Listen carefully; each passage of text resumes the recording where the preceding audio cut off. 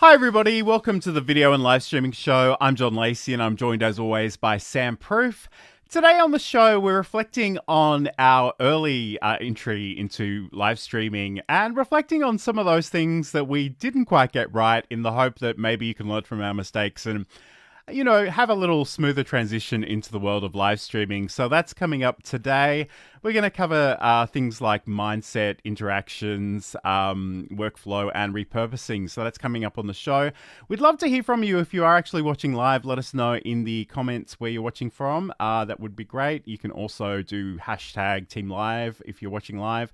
And if you're watching this later on, maybe do hashtag replay. But Sam, how has your week been? I understand it's been kind of crazy. It's been busy. Yeah, I've been doing a lot of delivery work to kind of fill the gap of some other stuff.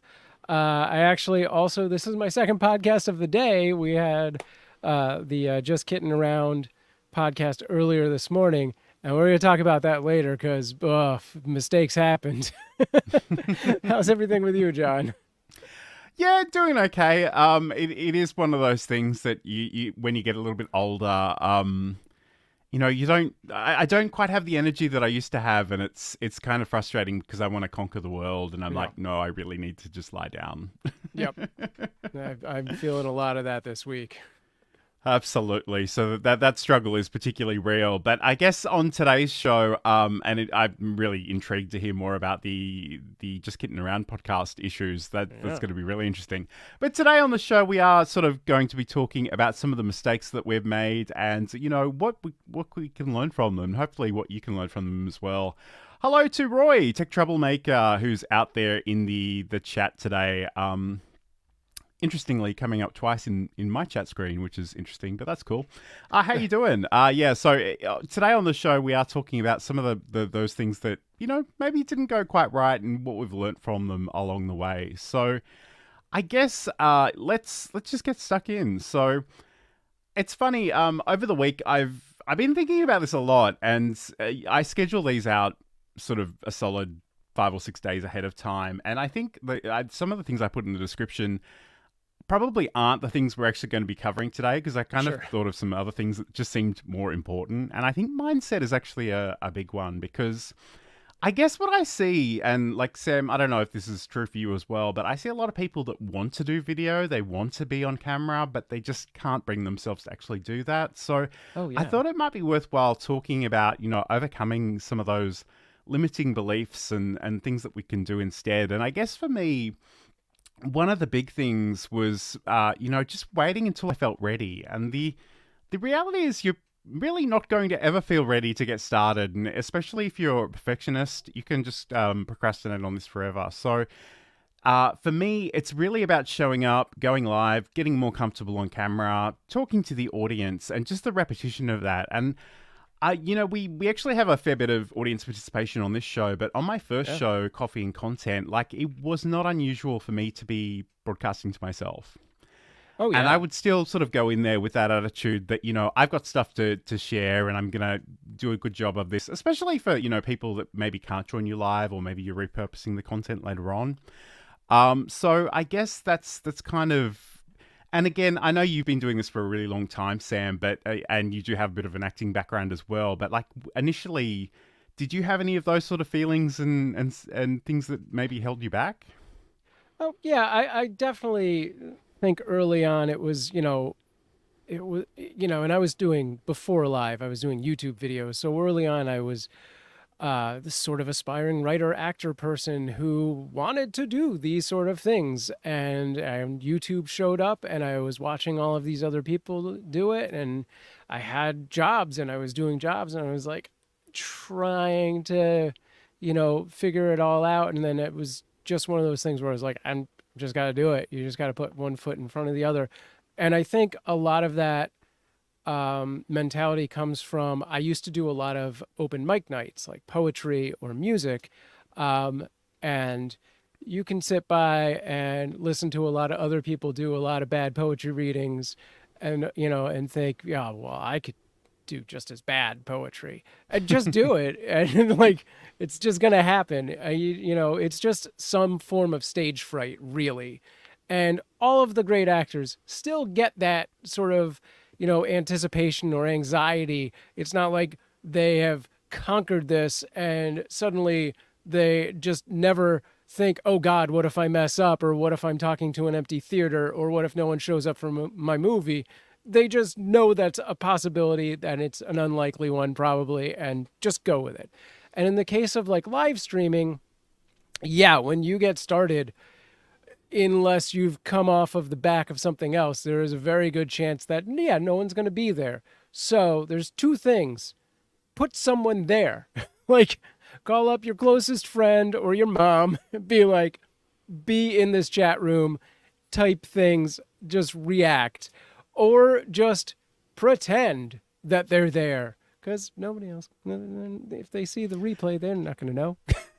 And honestly, like sometimes, depending on the destination, like you don't really know if they're there or not. You don't know if they're paying attention. Sure. Some people are just lurkers. But I wanted to call out this comment from Roy, Tech Troublemaker. I don't want to be on camera, but I can't afford to hire a stand-in. My kids aren't interested, and yet they are more camera ready than I. And I guess, like, honestly, I think that's one thing a lot of people don't understand about me is that I don't do podcasts and video because they're the most natural place for me to live. Sure. If anything, I'm first and foremost a writer. Like I would love to just sit behind the keyboard. But my impression of the world is that people are much more inclined to listen and watch than they are to read. And I'm like, on my podcast, Build a Presentation Muscle, it's all about sort of, overcoming that resistance and fear and sort of showcasing your expertise with content.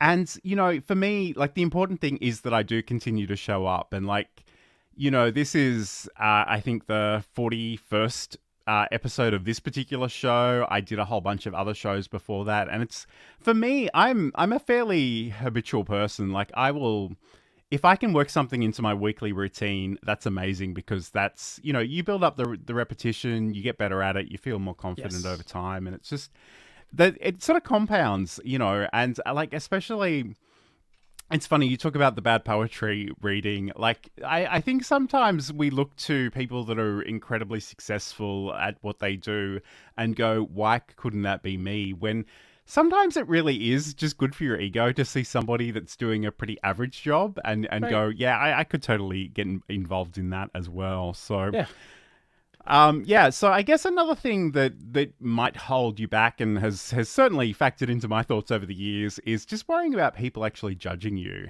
And for me, it's, as much as you and I here most weeks and, we're on camera and we're using our names and whatnot, for me, it is kind of like building a personal brand. Like that is the point of so much of this. But again, it's not really about us. It's about our content. And I think really what you need to do is focus more on the message that you're sharing and make sure you pay attention to your audience as well. Yeah, it's so funny that you brought this up because I saw a tweet earlier, or maybe I saw an X, I don't know.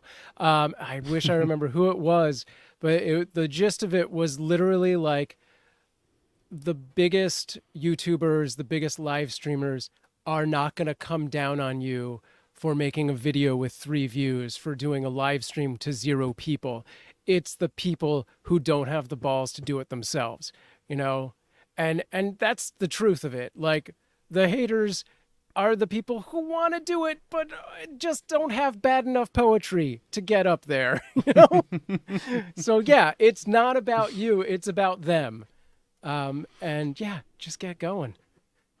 Absolutely. And I think sometimes, like, people that are on the sidelines, they often don't even realize they're being critical. Like, they think they're being helpful. But for me, it's like, until you've done some of this, I'm going to take anything you tell me with a grain of salt. And I mean, I'm open to feedback, but again, when you're doing it and people are like, but you could do this, you could do that. Like you could do literally anything, but it's kind of where do you want to put your time and energy and what do you want to focus on? So that's another thing. And I guess, for this segment, another thing that has been a bit of a problem for me is just letting setbacks, upset me and hold me back. So, and I want to talk about one of these, and I was going to leave this till the next segment, but I think we'll talk about it now. So I spent a solid week preparing for a live stream, and I had slides and I had software demonstrations and I had all my scenes set up in OBS. Everything was ready to go. I was so well rehearsed and ready to go.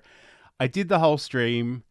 Nobody was there, as far as I know, no one joined me live. I got to the ends. I sort of looked at the recording on YouTube and discovered that my audio had been muted the entire time.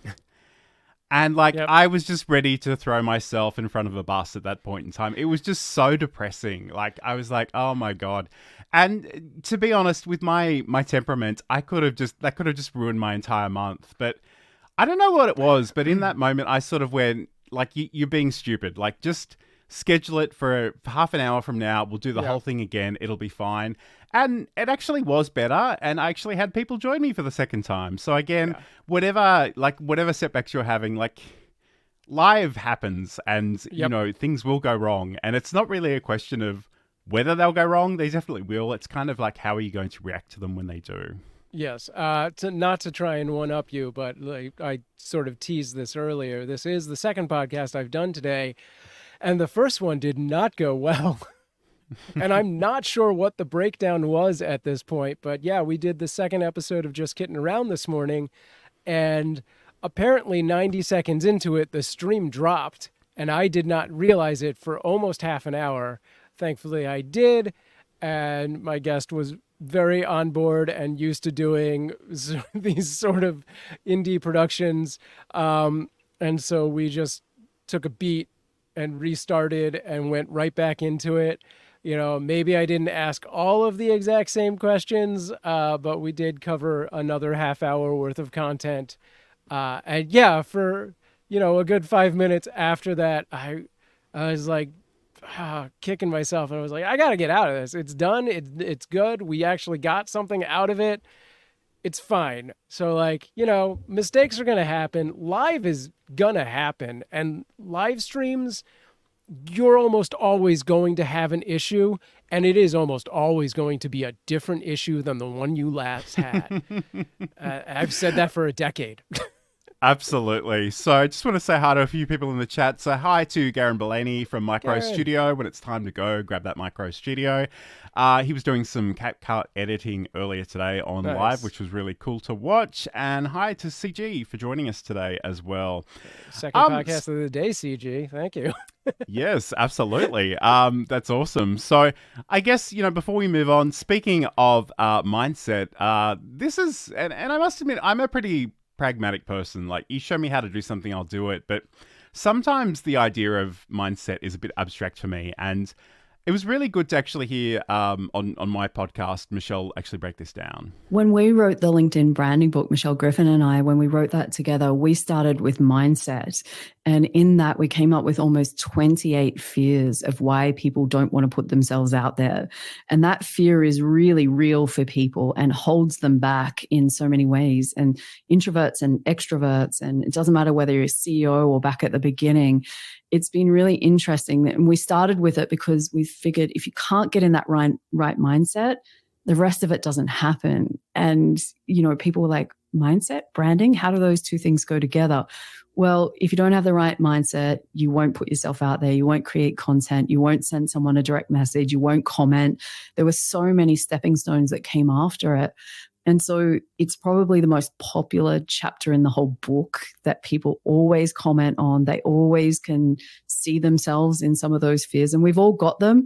I still have them. I'm worried that people are judging me just like everybody else. But at the same time, like we just said, that whole cliche, as our friends in the US will say, it's all about, why am I doing this? And I have to just keep coming back to, what does it look and feel like for the person on the other side when they have that light bulb moment? That's what I'm doing this stuff for. And if I can keep focused on that, the rest of it will sort itself out. But for others, when you're still trying to figure out what is that thing, it becomes around, what are people thinking and what are they going to judge me and what are they going to say about whatever I post? And honestly, no one cares. For as much content as I put out there, I'd be crazy to think that actually, people care about it as much as what I do. They just don't pay that much attention. Absolutely, and that's a segment from Build a Presentation Muscle, which you can learn more about over at johnlacey.com. So this is the video and live streaming show. I'm John Lacey, and I'm joined as always by Sam Proof. Today we're talking all about some of the things we wish we knew when we started live streaming. And I guess, now we're going to talk about workflow. And workflow is actually something I've been really interested in lately, because I think sometimes people just get really distracted by the new shiny things and they want to play with the new tools and the AI, which we don't even talk about on this show because it makes my blood pressure rise. But really, for me, I think you should pick your tools, you should learn them deeply, and, you want to focus on the content, like the actual, subject matter of your content rather than reinventing the format every single time. But I guess really, for workflow, and we've already spoken about this, both of us already today, is, not actually testing your setup. And especially if you have recently made a change, and I think some of you in the audience will appreciate that a couple of weeks ago, we did a session on OBS Studio. I needed a second camera to demonstrate some stuff. When I plugged that in, my audio setup changed, and we went from, this very expensive microphone to this really crappy webcam audio, and that was just so sad. So again, it's always a good idea, to the extent that you're able to, if you've got the time, just go in and check that. And no matter what, I guess the thing is, there are a lot of variables. So whenever you make any kind of change, we went from Restream Studio to StreamYard. That was a change. We had to learn a number of different things. There are some settings that are buried in different places. There's actually some different functionality between StreamYard and Restream. We have to actually go in and make sure we're recording all the parts of this that we want to record for repurposing later on. So that's another important thing to keep in mind. So, Sam, I know you've alluded to an example from literally earlier today, but is there anything that you want to share in terms of just testing your setup? Yeah, I mean, make sure you have enough time to do the tests. Like traditionally, I've done a lot of, traditional media like film and television, and we've done live streams on $1 million budgets, and they'll do entire days of blocking and a practice stream that is beat for beat what is going to happen a full day before, if not more. And then again, an hour or two before. So, whatever works for you, obviously a lot of people are working on a zero or shoestring budget, and, maybe your guest can't show up a day before to do a full run through of something. But test everything you can. Don't update any software 5 minutes before the stream, anything like that. If you're going to update your software, run a test right away, do that earlier in the week.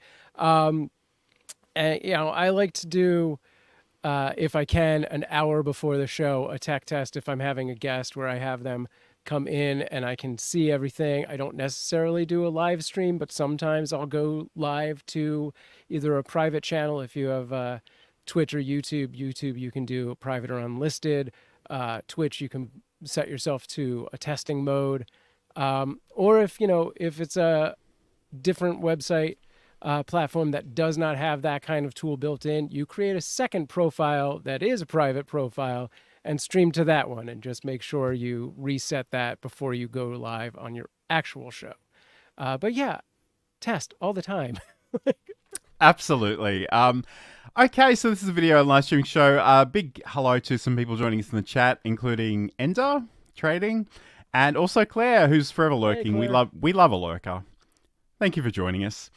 So today on the show, we are talking about some of the mistakes that we made early on, and mistakes that hopefully you can actually learn from and maybe avoid the pain of. So this next one it's kind of funny, and it didn't really have any bad consequences, but I just love it because it cracks me up. And this actually wasn't a live stream. This was just a meeting with my team in my day job. But the thing that about me is that I'm in front of a green screen 24/7. So there's nothing good behind me. So I use a bit of technology to, make sure people don't see the clutter that's behind me and the back of the door and the side of the bookcase.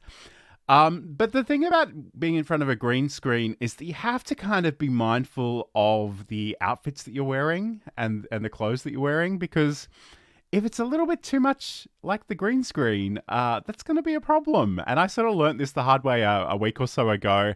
I had this bright fluoro yellow t-shirt on, and I wore it, and I didn't think twice about it, and I just looked like this. Like I was just a floating head. So unless you're actually, doing it for comedic purposes, or I don't know, Halloween's coming up, headless horseman might be ideal.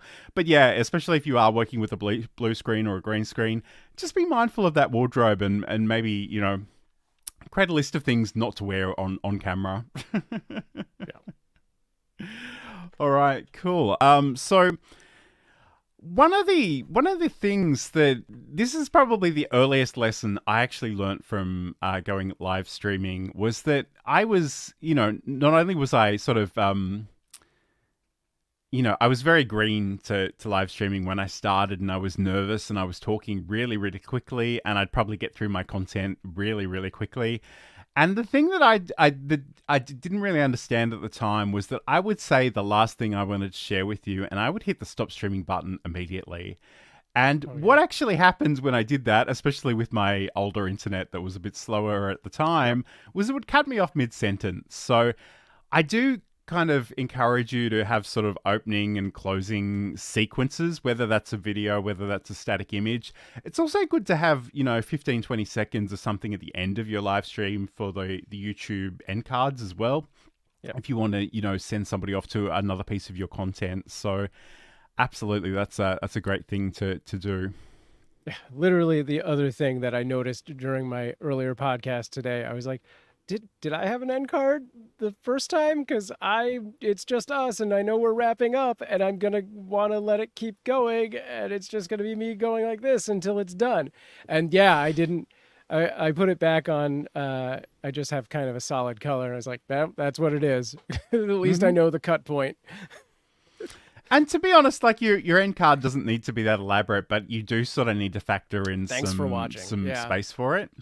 Yeah. So, and that's, we like on this stream, it's literally just the video thumbnail with a bit of music for 15 seconds. But I've certainly done more elaborate things and like things in OBS Studio that are quite fun with moving and moving graphics and stuff. But again, like just, I think there are two things. One, you're going to be nervous. You're probably going to speed through stuff. But also think about times where you can actually take a breath, or have something that you can work with. So this is an interesting question from Ender, and I don't have green eyes, or brown eyes, or blue eyes, I should say, either. But does the green screen affect green eyes? Like I maybe. I might Google that later. That would be really interesting. I guess, like, depending on your audio setup, your video setup, you may not be close enough to get the shade that compares with that. But yeah, it is definitely there's worth a lot considering. of variables to that. How green are the eyes? How good is your camera? How good is that software? So yeah, I mean, potentially, yes, it could. Okay, Sam. So one of the things that you mentioned was that you didn't know multicasting was a thing when you started. So can you paint that picture for us? Yeah, I mean, I started way, way, way back. Like, I was actually live streaming before YouTube was a thing, which is unfathomable in my own mind, and I lived through it. And at that point, it was you streamed to one particular website, and really there was really one option at that time. And then maybe later, when that company went away, there was another one option. So for a long time, that was the de facto thing. It was just there was a single live streaming solution. Maybe there was two, and there was no such thing as multicasting or multi-streaming, depending on what you want to call it, for quite a while until I don't even know 2015, maybe. And yeah, I hadn't heard of it, and it was just not something I was aware of until a friend of mine actually contacted me because he knew that I had been live streaming for 15 years at that time, and was like, I'm starting to work at this company that does this thing. Would you take a look at our software and tell me what you think? And this was right along the times when Mixer had come out, and right up front there was, this whole thing on their website that was like stream to Mixer, Facebook, Twitch, and YouTube. And I was like, wait, what? That's amazing. And it had been out for, 4 years at that time. So I was like, how did I not know about this software? Which originally it was actually just a mobile app. So I don't think the multi-streaming really actually happened until a halfway point there. And now there's, 3 or 4 or 5 companies that do this. It's kind of in flux. You have really Restream and StreamYard, and then a few others that try to come in to offer that service and peter out. And there are actually there are so many of amount. them, and I guess in some ways, again, getting back to that thing about not being distracted by too many options, like we focus on some of the more popular ones, but yeah.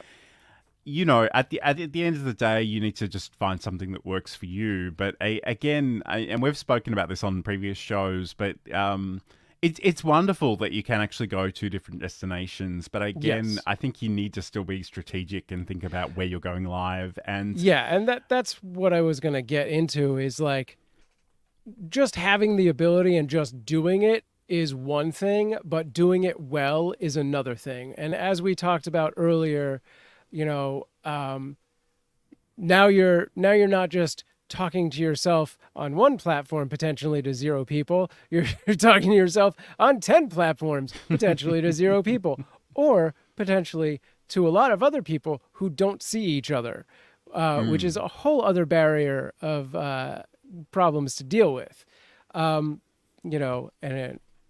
I think when you go into live streaming, you really need to make sure that you have a solution for things like that. You have, you're not just doing basically the live streaming version of the cut and copy, paste of content repurposing, which is like, I wrote a funny tweet or I made a good TikTok video and now I'm throwing it up on Facebook and Clapper and Instagram and YouTube Shorts, but it's all the same thing. Like, you do still have to figure out a way to customize things for those platforms in that live version.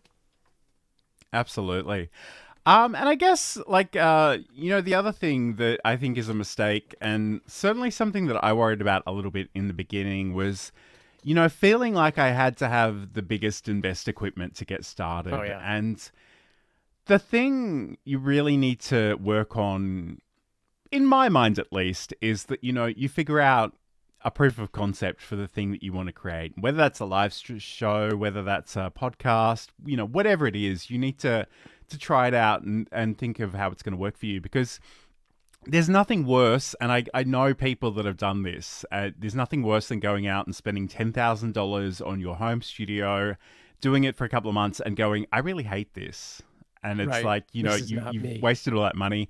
And the great thing is we have so much technology at our disposal these days. So, that, whether you're starting with just a webcam and a basic mic or even your phone, there's ways of actually just starting up. And I guess the other part of this is about, sort of trying before you buy. So again, it's really, there's so many great tools. You really can't go too wrong with any of them. The quality is great. But again, you won't want to do some testing before you run out and do a lifetime deal or, subscribe for 15 years or something. So, whether that is, trying, we spoke about StreamYard and Restream. They both have trial options, free options with some branding on them. Again, if the product or service that you're looking at doesn't do that, often if it's a subscription service, you can sort of do that on a monthly basis. So really, give it a go, try it out, try to evaluate whether it's going to work for you or whether there is something else that might work better. Again, I'd probably resist the urge to jump between tool to tool, because I think you'll get the biggest bang for your buck if you do learn them deeply and figure out how it should work for you. Yeah, and I think going into live streaming, we've presented several potential roadblocks of like, oh, I'm just not mentally ready, or I don't have the equipment, or I'm scared of X, Y, and Z, and I don't want to push anyone back into one of those. But having your, literally having a workflow, literally having talking points and a main objective of your stream is way better than, I don't know, I'm just going to go on and game and talk about stuff. Like, you know, coming at it with like a plan of, if this is for some reason wildly successful, what is it I want to drive those people to? Whether you're, you know, running an eBay shop and you want to put, you know, push people to that, or you've got an e-course, or you're a comedian who has a funny Twitter. Like, have a goal in mind, have a style or niche of whatever the content is. So at least you have something to pull from. Absolutely. And it's funny because in some regards, I am a bit of an audio snob, but I'm surprised at what I will listen to if I'm interested in the subject matter. And I think that's what I would encourage you to focus on. By all means, produce the best thing that you can produce. But again, like, don't get too neurotic about, you know, everything, because really you've got to have an overarching goal. You've got to think about, you know, how are you actually helping people? And you know, in some ways, I can be a very detail-orientated person, but sometimes you just get so stuck in the weeds that you don't do the things that you really should be doing. And, like, it doesn't really matter what you're creating if it never reaches the light of day. Like, what was the point? Right. Yeah. Okay. I just could put this comment on the screen before we continue. So Garen's saying, I don't know if the green eyes is something to worry about, though. Haha. Yeah, I doubt that would be a problem. So it's not a worry for any of us. No. Okay, so this is the video on Livestreaming Show. I'm John Lacey, and I'm joined by Sam Proof. Today we're talking all about the mistakes that we wish we could have learnt from a little bit sooner. So let's talk about sort of community and interacting. And I guess in some ways, and I'm going to do these slightly out of order, Sam, so indulge me. But I think, like, you know, sometimes you can feel like a bit of a failure if you don't have people showing up live or participating in the chat. And I want you to think about that slightly differently. Number one, you're getting those reps in, you're getting better, you're getting more comfortable on being on camera. But also, and we'll talk about this later on in the show, if you produce good content and you can repurpose that later, you can share that later. Like, it's not always a reflection of the quality of the thing that you're doing, whether people are there live or not. That might be a reflection of the marketing or your community outreach. But again, like, don't dwell on that. Don't feel bad about that, because at the end of the day, you're probably producing pretty good content. And I just, you know, don't feel bad about that. That's really all I want to say about that. Yeah, I mean, especially when you're just getting started, if you can come out of it with a live stream plus one piece of content, that's a win, right? Like, if you come out of it with like 10 pieces of content, that's amazing. I don't think I did that for 5 years. I didn't even have that mindset for, you know, much longer than 5 years, really. But yeah, don't kick yourself when you don't have to. There's no reason to ever actually kick yourself. Absolutely. But I guess, like, if we get back to some of these live streaming mistakes, like, one of the big ones, and I actually do see this in a lot of places, is where people ignore their audience, like the people that are joining them live. Yeah. And to me, and like, sometimes there are reasons for this that make sense to the creator. Like, you know, sometimes it is just a conversation between two people and they're giving you the ability to watch live but maybe not participate. And I don't love that, but I kind of understand where that's coming from. But to me, the difference between a recorded video and a live video is the fact that people are out there chatting and interacting and, you know, sharing things with us.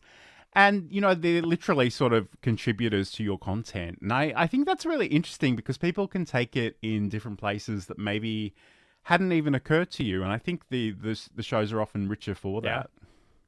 Yeah, I was going to say, like, John and I could do this show without a chat, and we did originally. We recorded live to video, but then decided to start streaming it, and having, you know, this cast of regulars that does show up, just lending their thoughts and opinions and questions, just has made it just that much better. And thank you to everyone out there, not pandering, but But yeah, Yeah, I mean, think- absolutely. And I guess speaking of interacting with our Sure. audience and trading rights, when the audio of one person in the show is higher than another, it's difficult to watch. You two are in perfect sync. Thank you so much. The check's in the Thank mail. Yeah. Yeah. I think doing I'll call it a guested live stream, where you have multiple people on screen does present a new level of problems and troubleshooting. And, having your audio be in sync is definitely one thing to look out for, and being basically framed the same way. And, I think is also important. Being roughly the same eye level and things like that is important to look out for. I would actually call us like a 7 out of 10 because like this is, I should probably be on green screen if John's going to be on green screen, to be honest. Because these videos don't match, and we're doing something every week that is on a specific topic. So, trying to create that sort of simpatico kind of visual aesthetic if you're going to have a reoccurring guest like that or co-host or anything like that, I think is important. If you're going to have just random people in and out every week, then it's a little less important visually. And yes, having those audio things, audio settings, having time to test those, as we said earlier, and get them to a similar level is the main focus you should always approach this with. I don't really I don't feel bad about the fact that we have different backgrounds, although with the green screen I'm technology, nitpicking. it would probably be easier for you to take a photo of your background and me just duplicate it. So, which would be kind of hilarious anyway. But We could do that. so I guess, Sam, one of the things that you sort of alluded to in our notes was about newsletters. Yeah. Can you talk to us about that for a second? Sure. Well, so, I talked earlier about how I've been on several different live streaming platforms and those come and go and multicasting. And again, that presents you the option to go out to a large, umbrella of sites. And the big problem is now you've got pockets of people everywhere, right? So something I learned a long, long time ago is whatever website you're on that you think is going to last forever, it's not. We've seen it time and time again, like Daily Booth went away, Stickam went away. And if you're not prepared, Mixer went away, to suddenly lose those 10,000 people that you've spent all those years working to gather, you're gonna lose them. So having a place that you can direct them, like a newsletter, is super important so that when the horrible thing happens and the master company that has recently acquired that website says, not really worth it anymore, we're going to just chuck it. You now have a majority of those people that you can be like, okay, we're going to this website instead. So yeah, I would put a lot of emphasis on creating a newsletter. Oh, you're muted.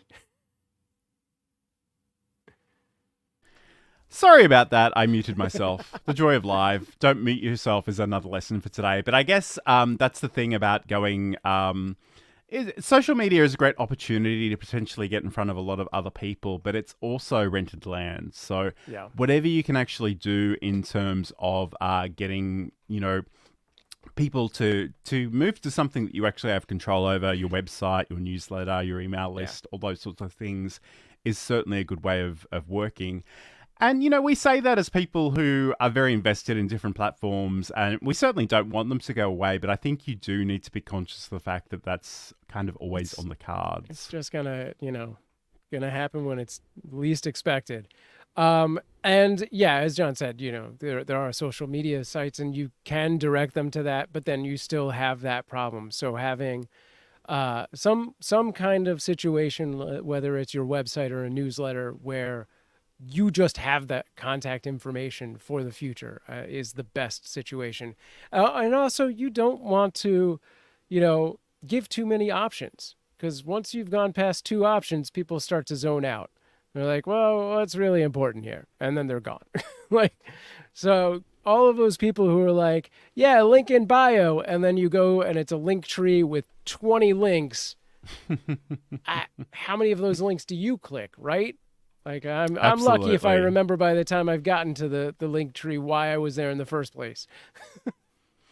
And it's funny, that's another thing that's not really on our list, but like when it comes to giving people calls to action, like give them one call to action. Yes. Like don't give them 15 because that decision fatigue is very, very real. So those are a couple of things to keep in mind.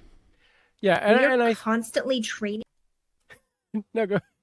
All right, before John does that, I think within the call to action thing, because we are dealing with live and live can go on for a long, long time, maybe one every 15 minutes is a reasonable amount to do a call to action. And now watch this. We are constantly training our cats every interaction that we have with them. Mm-hmm. So when Johan would get on my counter before, this is 10 years ago, before I was the cat expert that I am now, Johan would jump on the counter. What was the first thing I did? I'd say his name, Johan. He loves that. That's a reward for him. He said, you just said my name. I would go over to him and I'd talk to him and be like, you can't be on the counter. Johan loves when I talk to him. Ding, that's another reward for Johan. I'd pick him up and put him on the ground, but I didn't want him to think I was mad at him. So when I'd pick him up very nicely and kiss him on the head and say, I love you, but you can't be here. I'd put him on the ground. I had just done 3 things that rewarded him for being on the counter. So I was encouraging him to continue doing that. And that, of course, is Just Kidding Around, which you can find out more about over at cuteavalanche.com. Yeah, we just did our 2nd episode today, so hopefully I can get John to cut a different one because I'm sick of hearing myself go, but yeah, you can see the 2nd episode over on our YouTube, and sometime next week it'll drop on all of the podcast places. Okay, awesome. Sam, is there anything else that we want to talk about in terms of interaction and community before we move on to repurposing? You could join my community, which is sandproof.tv/Discord if you like Discord, and have conversations like this over there. I'm basically repurposing my Discord to be just a content creator, free for all. So feel free and throw questions up there that we'll use in future episodes. How's that for a call to action? Absolutely. Brilliant. Okay, so this is the video and live streaming show. I'm John Lacey and I'm joined by Sam Proof. Today we're telling you about some of our mistakes. We're making some live which is for educational purposes only today, planned, of course. Totally planned. Yes. And it's funny, like something that wasn't on the list was, I don't know if I'm having an allergic reaction to something, but my eye and my nose is very itchy right now. And it's not an ideal time for that to happen. But let's talk about actually repurposing our content, because going live is great, and I think, in a lot of ways, it's a great place to start, but I don't think it should be the end of the content creation. I think there are some great opportunities to actually repurpose that content. But I guess one thing that has been a bit of a problem for us, and especially, we've made some changes on the show, we've moved to different software, is not always having the recordings in the way that we want to be able to repurpose those. We kind of did move from StreamYard Studio to StreamYard a little while ago. You said and we do both times. It's Restream to StreamYard. Okay. They both got stream in the word. I get confused very easily. Stream. But yes, and they're both great pieces of software. But I guess in StreamYard, yes, we need to go in and double check our settings to make sure we're recording all the things that we want each time, which I have actually been suggesting they make a change there. But again, if you've got the individual recordings, you can take those and edit them up into your video editing software of choice and do whatever you like with them. Yeah.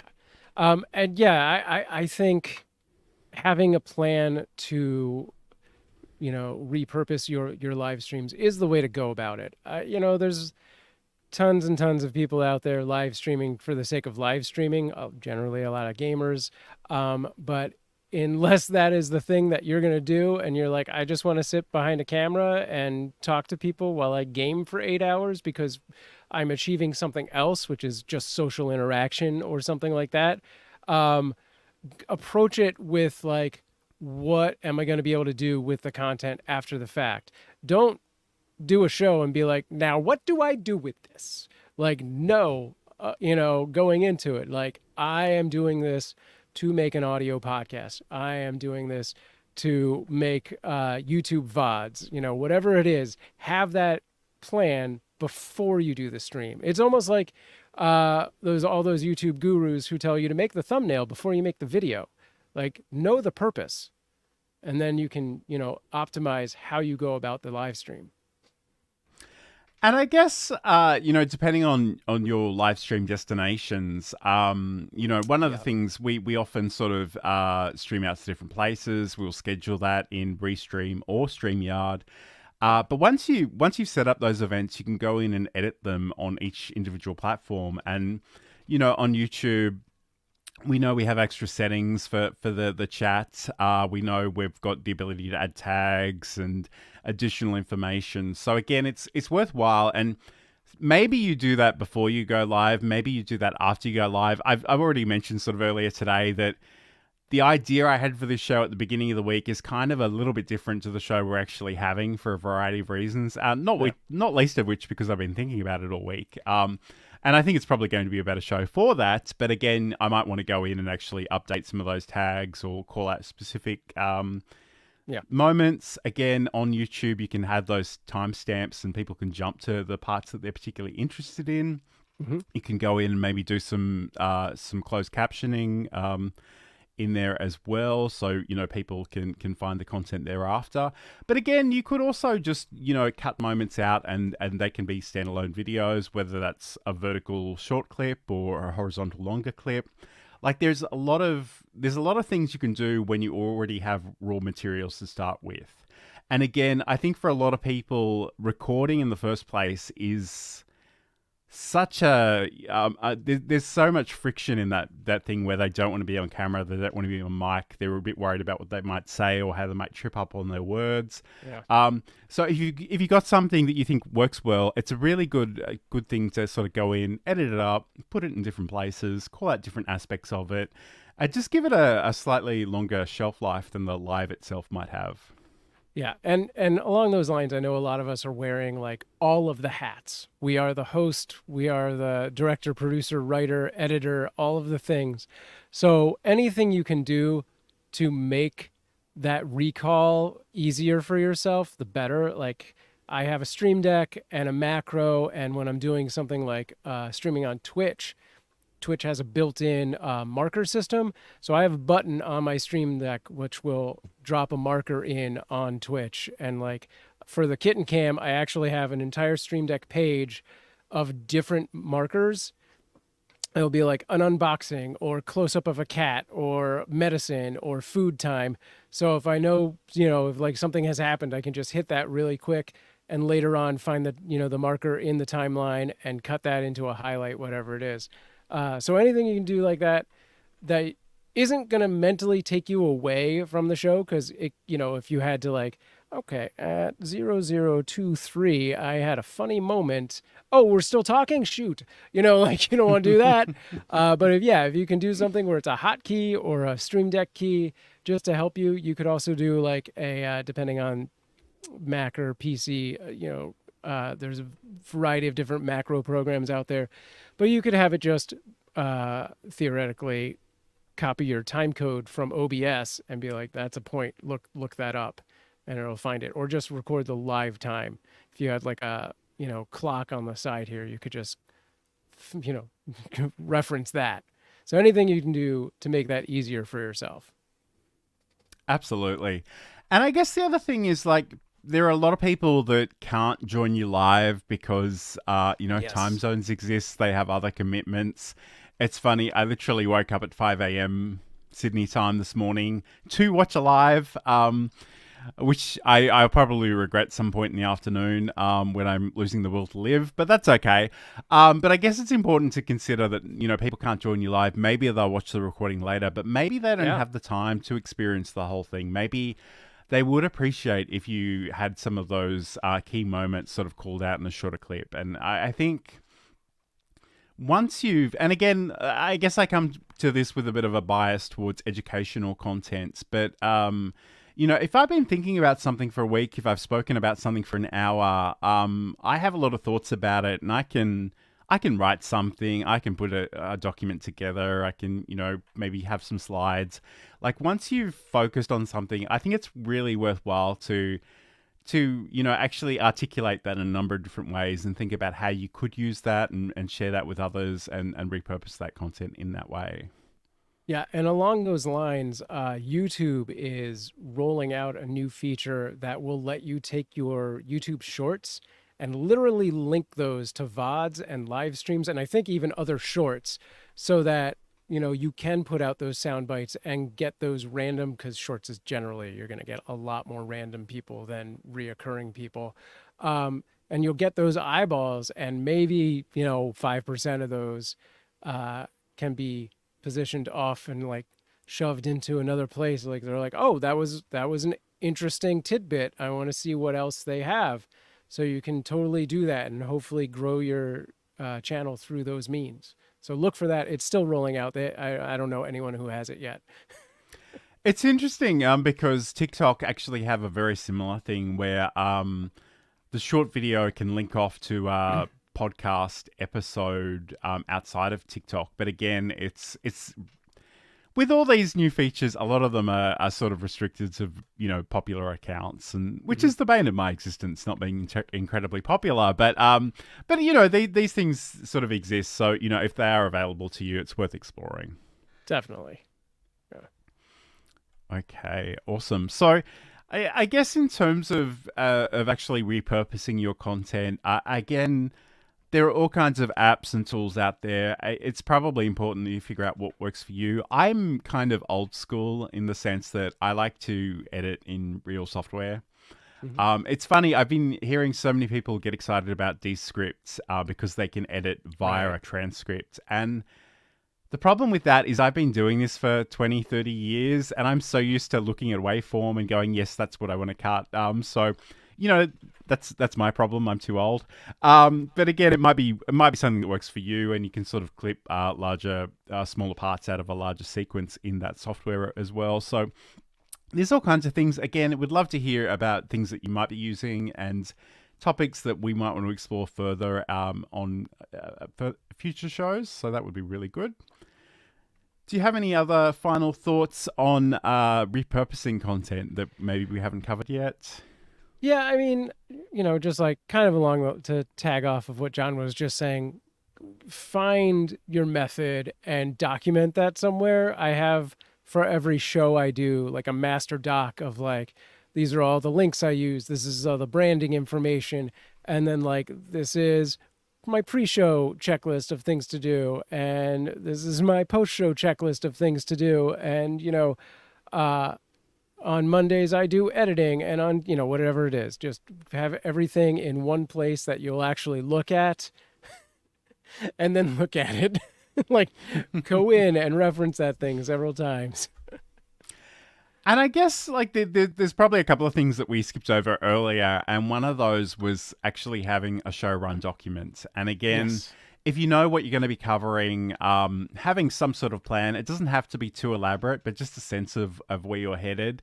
And again, obviously the audience might want to take you in different directions. You need to sort of decide how far you want to stray from that path. But it's a really good idea to actually plan out your content. And again, along the same sort of lines, if there are parts of your workflow that need to happen manually, like checking those recording settings, a go live checklist is a really good idea. I think we've done shows on, certainly the Go Live checklist. I think we've spoken about show run documents more generally in previous shows. But I guess the other part of this, and we've done an entire show on content repurposing as well, and having a content library, is that if you've done something, if it's packaged up beautifully, again, this will depend a little bit on the social media platforms that you're using, but like, there's nothing to stop you reposting something in a month or two, because if it's good content, if it's evergreen, it hasn't, become dated, it's a really good idea to float some of that stuff and put it in front of your audience. And especially because we all live busy lives, it's the ability to have something ready to go. Like if you come to post something, you go, I've got nothing, I can't think of an idea. And you look at your back catalog and go, well, I haven't shared this in a while, so let's go with that. Right. And again, whether you just share that as is, whether you write some text, coming at it from a different angle, whether you, reflect on some other experiences you've had, there's so much you can do with that stuff. But again, you've got to start with something. So, whatever you're doing, make sure you record it, make sure you keep it somewhere, and make sure that you organize your content library so you can find things again when you need to. Yeah, with the way Shorts works and TikTok and Instagram Reels and stuff like that, I don't know about Reels, but Shorts and TikTok, you're generally hitting so many new eyeballs that I personally feel you could have, 90 pieces of content that you've created and just cycle through them, posting 3 of them every day for a month and then rinse and repeat. And you'd still get new people every single time, maybe 1% repetition. And by that time they'd probably be like, this seems familiar, but no, I don't.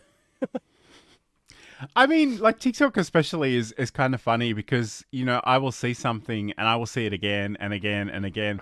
And sometimes it's because people are stitching it or remixing it. Right. Sometimes it is literally just because it's being posted on the same account multiple times. Sometimes it's different accounts. There's a lot going on there. Interestingly enough, and I think I've mentioned this probably every show for the last 3 or 4 weeks, but a million years ago, I bought something on AppSumo called Promo Republic, and just recently it's basically a social media scheduling tool, but recently they've brought in the ability to schedule TikTok videos. And given what Sam just said, like it would be so easy if you had, 90 videos to schedule 3 per day for the next, Sure. the next month, essentially. So there are different ways of doing things. Again, I guess with everything that we've discussed today, it all comes back to your goals and what you're trying to achieve and what might be valuable to your audience. So there are lots of things to consider. Again, if you've got things that, you'd like to share with our audience in terms of things that you've learnt, we'd love to hear from you about that. But Sam, for people that want to learn more about you and all the cool stuff that you do, where can they go and learn more? Yeah, you can head over to, and this is the thing I told you not to do, basically. Head over to samproof.tv where you can find all of my links. But yeah, you can, follow me on Threads, I guess is the best place. But there is, I don't even know if I have a mailing list sign up on that website right now.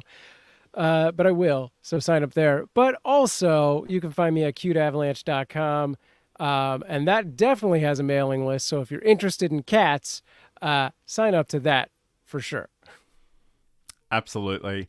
And if you want to find out what I'm up to, you can head over to johnlacey.com. Got lots of articles and videos about OBS Studio and other things, and you can follow the social media links at the bottom of the page.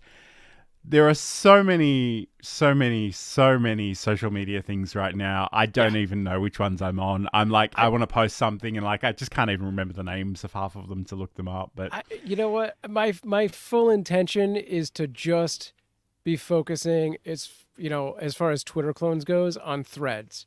I still open Twitter every day, and like 10 minutes in, I'm like, oh, that's enough of this. I gotta go over to Threads. So maybe eventually it'll do something so horrible that I'll be like, that's it, I'm done. And now I can just do Threads. But for right now, it's those 2, I suppose, and then all of the video sites. Absolutely. Thank you everybody that's joined us live, and thank you for those that are watching later on. We appreciate you. Thank you so much for being with us. We'll be back hopefully roughly the same time next week. Again, if you've got topics that you'd like us to cover, or you think you might be a good guest for the show, get in touch with us. We'd love to hear from you. Yeah. So have a great weekend, and we'll talk to you again soon.